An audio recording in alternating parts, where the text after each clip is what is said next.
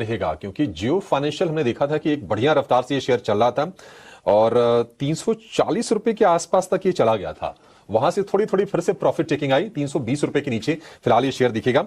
लेकिन इसको लेकर खबर ये आई है कि इन्होंने आलियांस के साथ 50-50 री इंश्योरेंस से ज्वाइंट वेंचर किया है, तो कारोबार को लगातार ये कंसोलिडेट कर रहे हैं और अब धीरे धीरे बिजनेस की ना शुरुआत भी हो जाएगी। म्यूचुअल फंड को लेकर, इंश्योरेंस को लेकर, ब्रोकिंग बिजनेस को लेकर कंपनी ने काफी बड़े बड़े अनाउंसमेंट भी किए हैं और रेगुलेटर से अप्रूवल्स भी मिल रहे हैं। एक बार तपन जी आप जरा जियो फाइनेंशियल को लेकर व्यू दीजिए। मे भी हो सकता है कि जिनको लगता है कि नहीं अब तो शेयर 350 रुपए की तरफ बढ़ गया, अपॉर्चुनिटी मिस हो गई, फिर से 320 रुपए के आसपास के भाव है जियो फाइनेंशियल के, क्या सलाह होगी आपकी?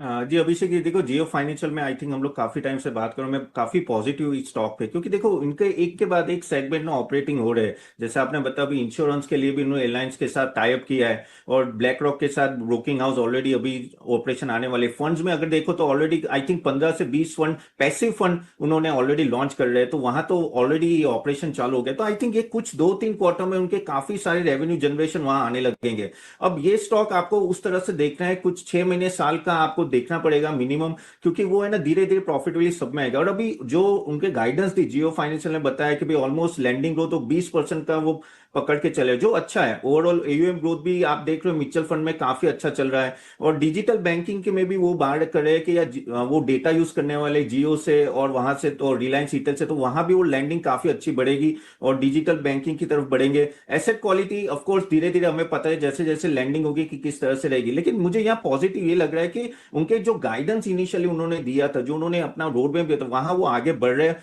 और मेरे हिसाब से आई थिंक 1 साल बाद आप देखना कि इनकी रेवेन्यू काफी अच्छी तरह से बढ़ जाएगी और प्रॉफिट जनरेशन में भी अच्छा खासा इजाफा होगा। तो अभी जो प्राइसिंग चल रहा है 318, आई थिंक 300 के आसपास है, ये लेवल पे भी I think one should start accumulating. I think one can bat on this. Of course ये जियो सॉरी बजाज फाइनेंस का डायरेक्ट कॉम्पिटिटर है, लेकिन आई थिंक आगे जाके कॉम्पिटिशन बढ़ेगी। लेकिन आई थिंक जियो फाइनेंशियल जिस तरह से अभी स्ट्रेचर में, जिस तरह से रोड में पे, आई थिंक पॉजिटिव लग रहा है मुझे यहाँ से।